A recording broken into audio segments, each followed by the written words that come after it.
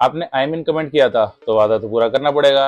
Time आ गया है, आज सीखेंगे एआई से ए प्लस इमेजेस बनाना बिल्कुल इजी वे में। मैं हूं शेडी और आज हम टेक्नोलॉजी को अपना सेल्समैन बनाएंगे बिना किसी एक्सपेंसिव कैमरा या मॉडल के।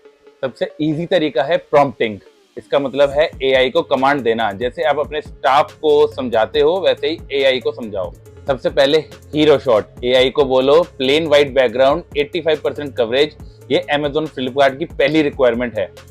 अब आता है लाइफस्टाइल।